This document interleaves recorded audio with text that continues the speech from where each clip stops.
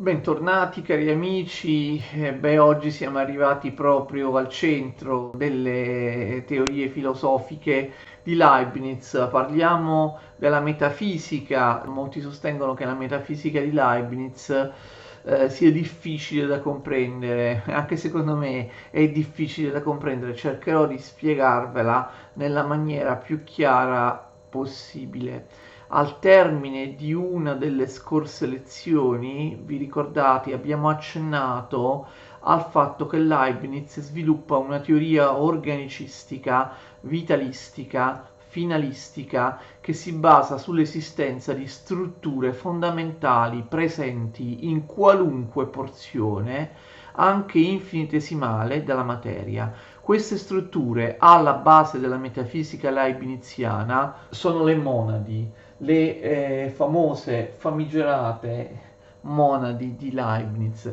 Le monadi uniscono fisica e metafisica. Tutti i fenomeni della natura, scriverà Leibniz, avvengono al tempo stesso meccanicisticamente e metafisicamente, ma la fonte della meccanica, la fonte del meccanicismo, è nella metafisica. Bisogna tener presente come Leibniz intende la sua ricerca. Egli sostiene di non voler creare un nuovo sistema metafisico originale, ma piuttosto di mettere insieme e di conciliare le verità esistenti nei sistemi precedenti. Leibniz è umile, Leibniz cerca continuamente il dialogo con gli altri pensatori, come testimonia tra l'altro il suo epistolario e le caratteristiche del suo epistolario di cui abbiamo già parlato nella prima video lezione. Leibniz non chiude mai il sistema. Leibniz considera il suo lavoro come un work in progress, sempre suscettibile di aggiustamenti, approfondimenti oppure correzioni. A differenza di quanto molti pensano, anche a causa della sintesi del pensiero di Leibniz offerta da Wolff e da altri, Leibniz non è un pensatore sistematico. Spesso non pubblica i suoi scritti, spesso Leibniz lascia i suoi scritti incompiuti.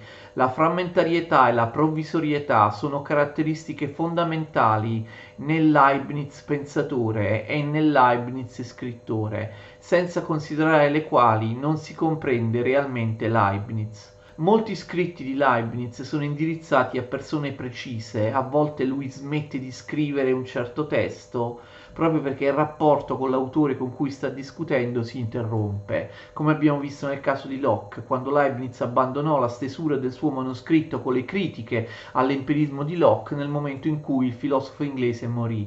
Leibniz sottopone continuamente ciò che scrive al giudizio dei dotti. Abbiamo già visto che lui fa questo anche attraverso il suo enorme epistolario, sicché molte delle sue lunghe lettere possono essere considerate alla stregua degli scritti pubblicati a stampa. Leibniz considera la sua metafisica come una metafisica possibile, mai come un sistema concluso.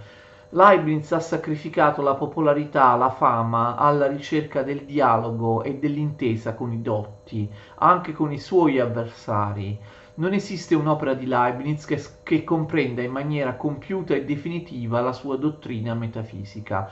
La prima formulazione della metafisica leibniziana è contenuta nel Discorso di metafisica del 1686, ma si tratta di un testo quasi privato che fa continuo riferimento al carteggio tra lui e Arnaud e risente molto delle idee teologiche del suo interlocutore.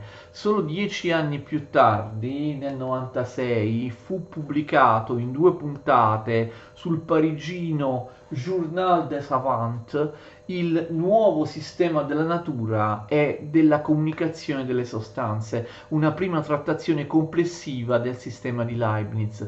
Questo è un titolo semplificato, in realtà il titolo dell'opera è molto più lungo. Alla fine della sua vita Leibniz avverte finalmente il bisogno di presentare in maniera compiuta, anche se senza pretese di conclusività, la propria metafisica. Lo fa in maniera più divulgativa nei principi della natura e della grazia fondati sulla ragione e in forma più scientifica e accurata nella monadologia. Entrambi i testi vengono scritti nel 1714, ma sono pubblicati postumi nel 1718 e nel 1720. Vedete, vi ho scritto i titoli di queste opere alla lavagna.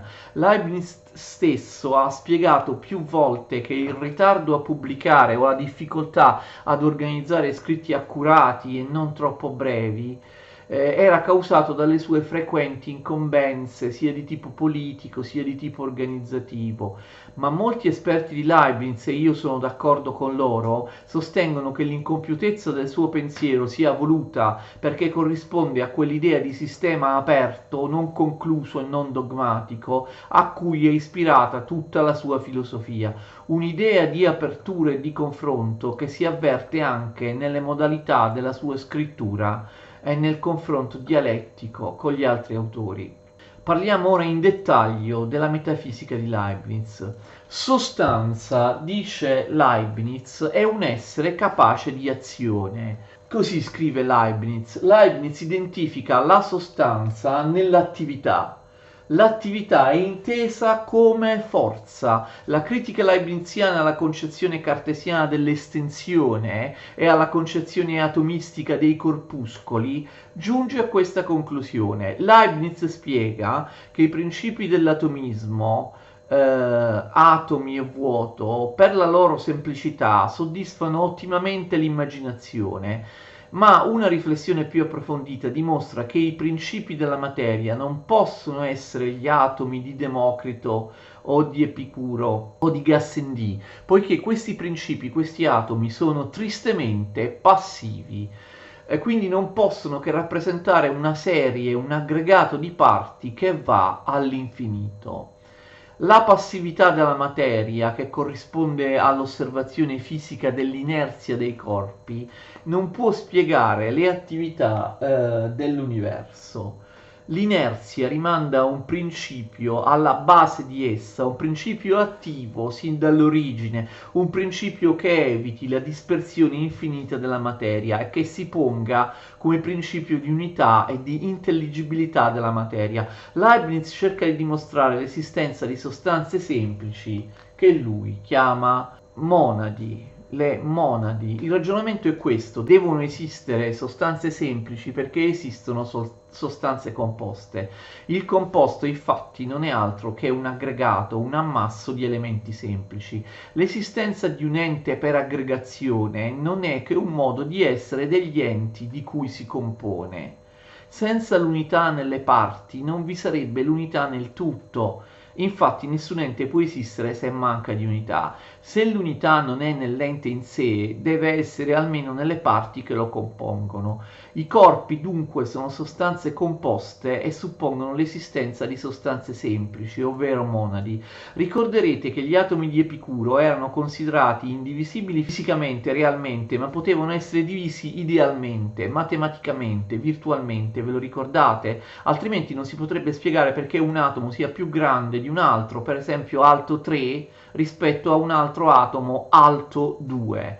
Per spiegare la differenza di grandezza bisogna pur rapportare il 3 al 2 e quindi concepire la divisione in 2 o 3 parti di questi atomi, di questi due atomi nell'esempio, anche se queste parti non possono essere fisicamente tagliate, staccate. Questo diceva Epicuro degli atomi. Invece la monade, insiste Leibniz, è sostanza semplice, cioè priva di parti. Monas è un termine greco che significa unità, ciò che è uno. La monade è in estesa, la monade è come un punto. Tuttavia la monade non somiglia al punto matematico che è ideale. La monade è definita da Leibniz un punto reale e animato, un centro inesteso di forza e di attività. Leibniz intende esprimere ciò che attualmente in fisica chiamiamo energia. La monade può essere paragonata all'entelechia. Attenzione, le monadi sono entelechie. Questo è un passo controverso anche da un punto di vista terminologico. Secondo Leibniz il concetto più vicino a quello di monade è l'entelechia, però in Aristotele entelechia significa un'altra cosa. Leibniz dice che come l'anima aristotelicamente è forma del corpo, anche la monade è forma, nel senso che è principio di unità e di attività, in contrasto alla molteplicità e alla passività della materia.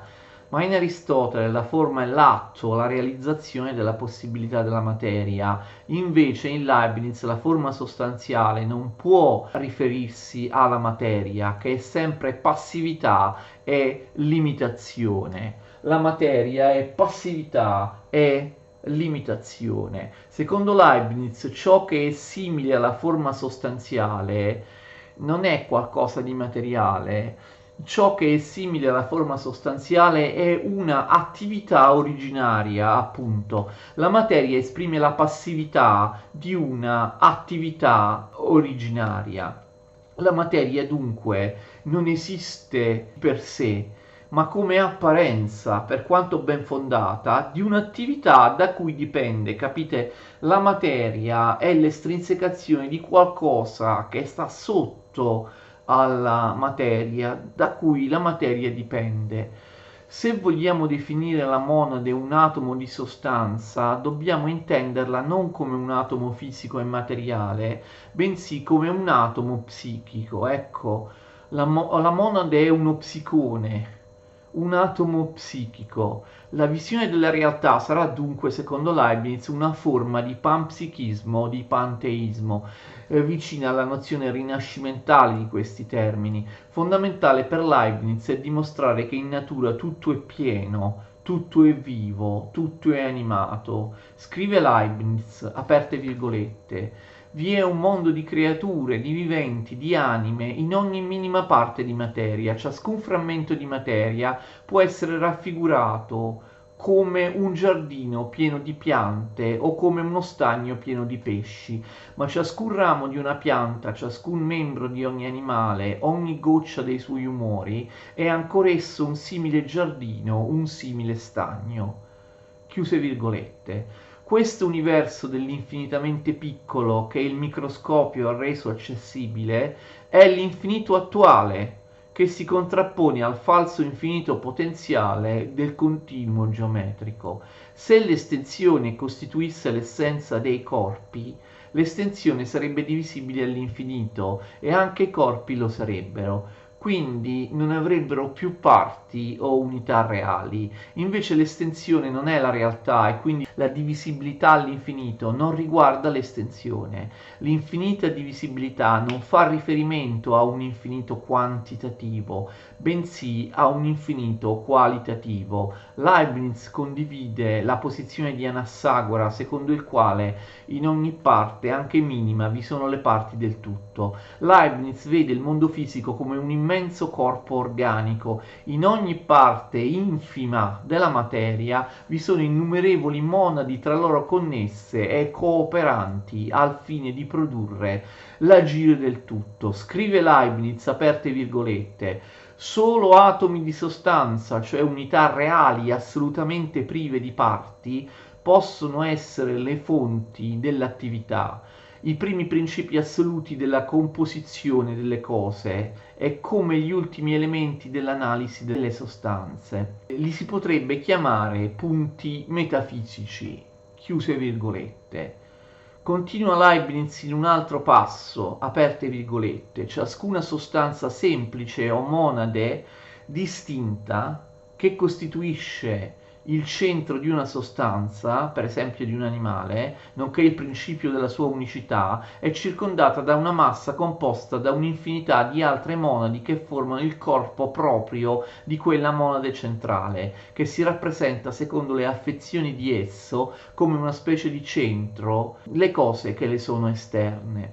Chiuse virgolette. Ne risulta dunque una visione, come ho detto, panpsichistica, secondo cui tutto nella natura è vivo e animato. La molteplicità delle monadi implica una loro limitazione e una loro posizione delle une rispetto alle altre.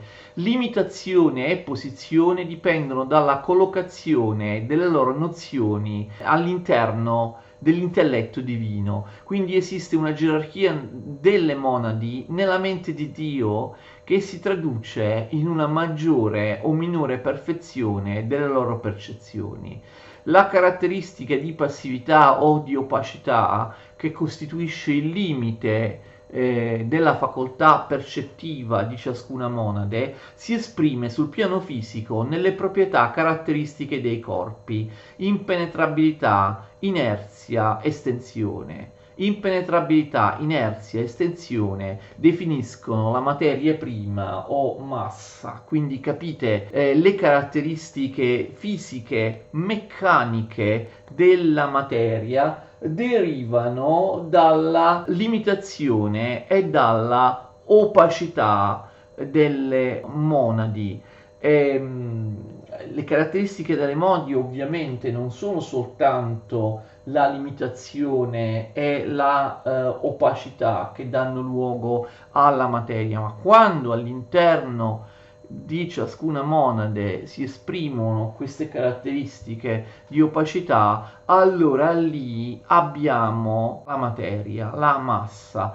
Leibniz ammette che per spiegare i movimenti del corpo o la caduta dei gravi possano bastare le leggi del meccanicismo, ma queste leggi non possono essere considerate autonome o assolute o indipendenti. Le leggi meccaniche sono un'espressione, un'estrinsecazione isolata di un finalismo generale che sottostà ad esse. Leibniz però non condivide l'idea di un'anima del mondo come formulata dal platonismo rinascimentale. Leibniz è fedele alla scienza moderna e accetta la spiegazione fenomenica dei meccanismi corporei della natura data dalla scienza matematica. Tuttavia, andando più a fondo rispetto ai fenomeni, un altro tipo di spiegazione può ricondurre le cause efficienti, quali urti o spostamenti di parti, alle cause finali, vedendo queste cause finali all'interno di una realtà vitalistica e non meccanicistica. Dice Leibniz, aperte virgolette, se pensiamo che la nostra mente abbia una capacità intrinseca di produrre azioni immanenti, nulla ci vieterà di pensare che la stessa capacità appartenga anche alle altre anime o alle altre forme delle sostanze. Forse qualcuno pensa che in tutta la sterminata natura dell'universo solo le nostre menti siano attive, chiuse virgolette. Leibniz non la pensa così. La capacità di agire in maniera immanente, ovvero vitalmente, non appartiene soltanto all'intelligenza. Ma che cos'è più precisamente l'attività immanente della sostanza, ovvero della monade?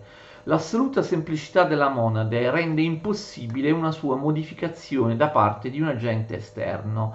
Le monadi, scrive Leibniz in un celebre brano ironico, non hanno finestre attraverso le quali qualcosa possa entrare o uscire. Gli accidenti non possono staccarsi dalla sostanza né passeggiare fuori di essa come una volta facevano le specie sensibili degli scolastici. Chiuse virgolette.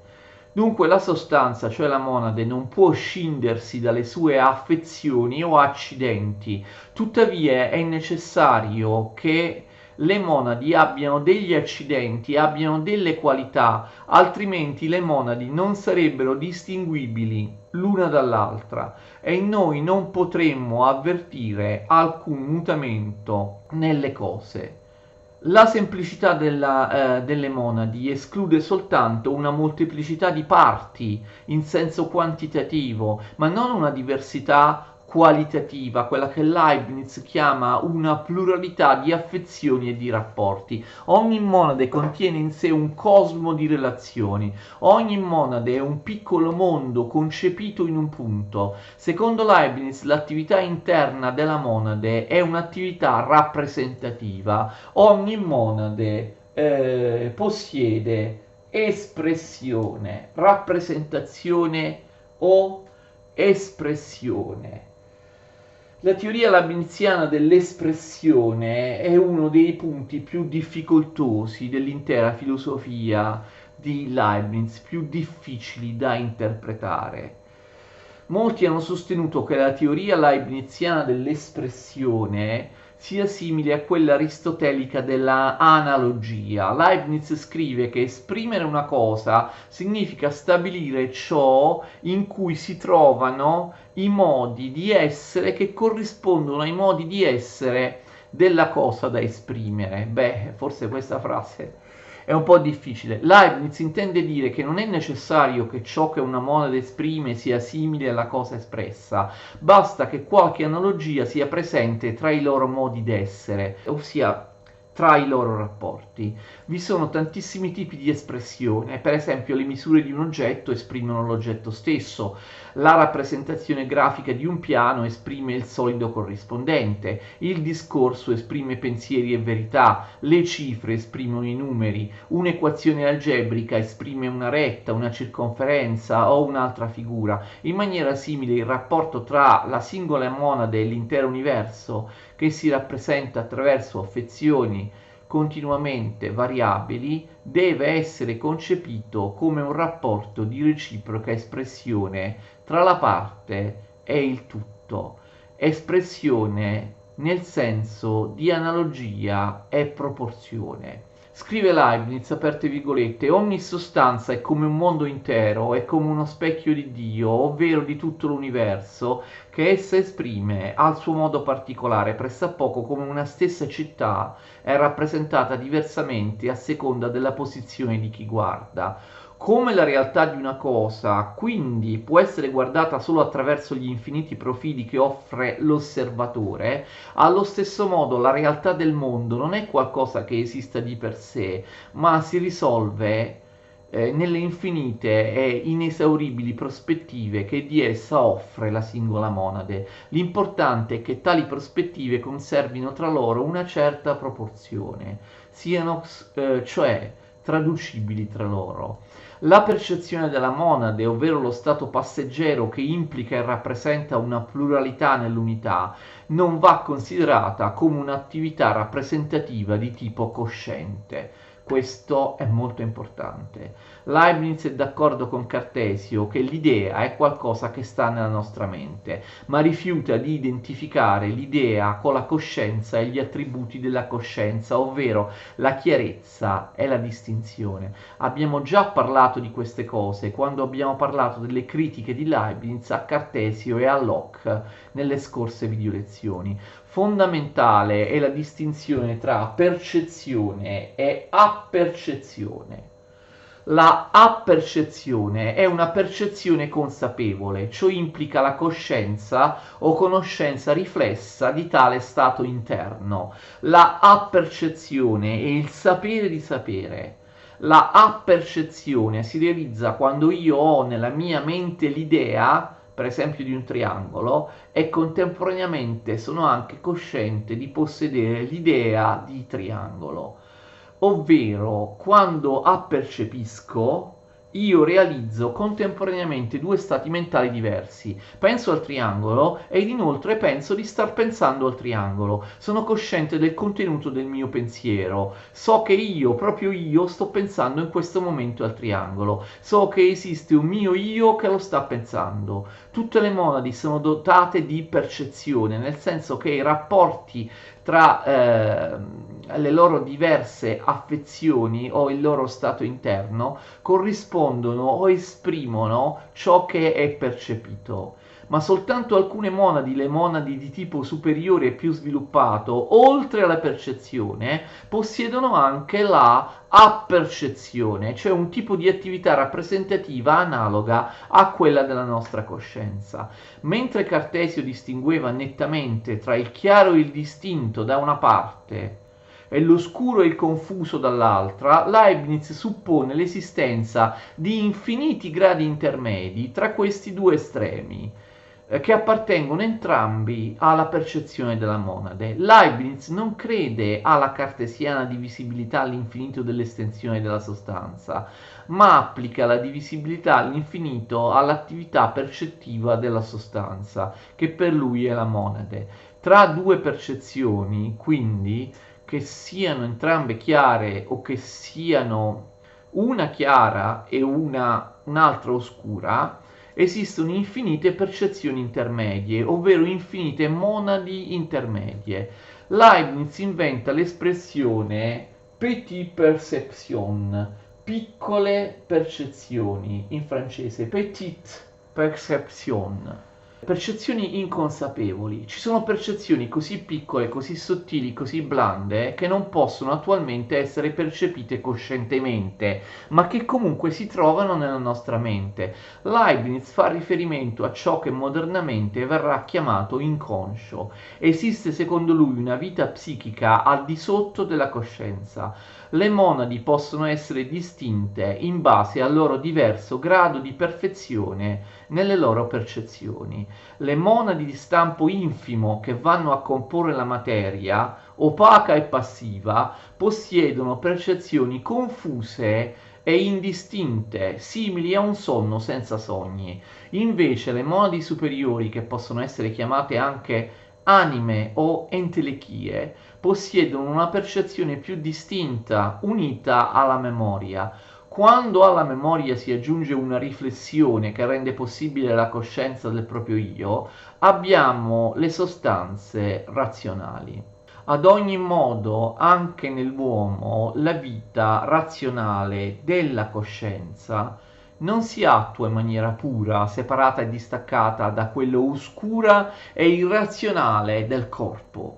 Non esiste una netta distinzione tra anima e corpo, come voleva Cartesio. L'aspetto razionale della coscienza è fortemente condizionato dall'aspetto oscuro e irrazionale del corpo. Infatti, gran parte delle azioni e delle funzioni vitali dell'organismo umano avvengono sotto la soglia della coscienza, al livello oscuro delle petite perception. Questo gradualismo leibniziano non riguarda soltanto la coscienza, ma anche la vita, come abbiamo accennato.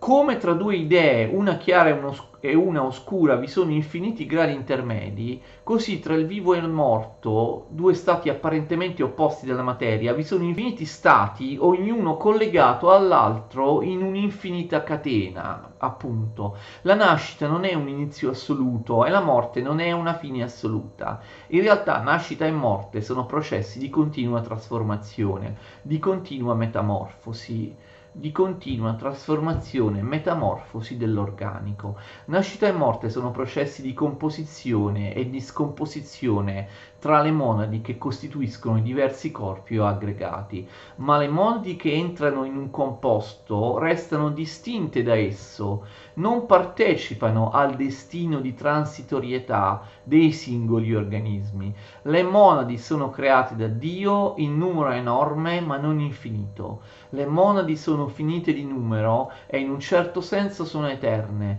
Le monadi sono eterne nel senso che vengono all'essere solo in base ad un atto di creazione e cessano di esistere solo per un atto di annichilazione. Su questa base Leibniz deduce la personale immortalità dell'anima.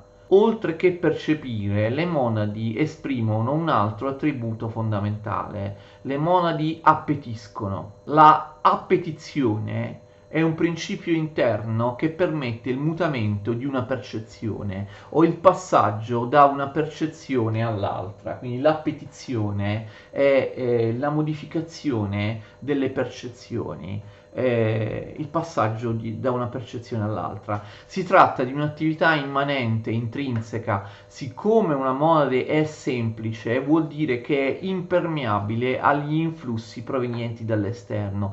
Infatti, ciò che è semplice non ha propriamente né un interno né un esterno. Interno ed esterno sono attributi che esistono soltanto in ambito fenomenico, quindi ogni monade deve ricavare da se stessa le proprie percezioni, a partire dai puri principi immanenti e rappresentazioni. L'attività della monade è razionalmente determinabile a partire da puri principi immanenti. La monade, dice Leibniz, è un essere completo che possiede nella propria definizione, ovvero nel modo in cui Dio la ha concepita, la ragione o causa di tutto ciò che le potrà accadere. La monade non può essere modificata in nulla, anche nei suoi stati futuri.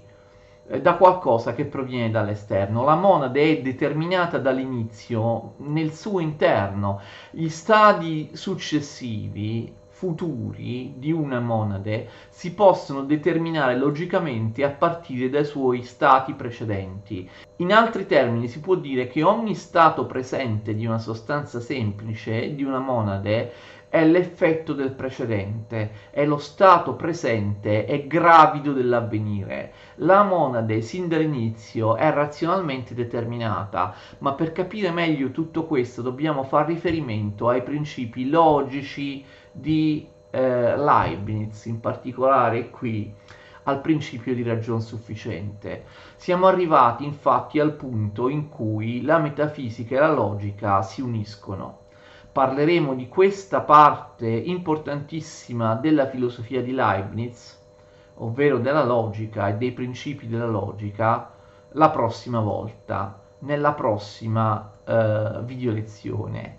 Per ora vi saluto, vi ringrazio, so che la metafisica di Leibniz non è facile da capire, io ho provato a spiegarvela. Arrivederci, continuate a seguirmi.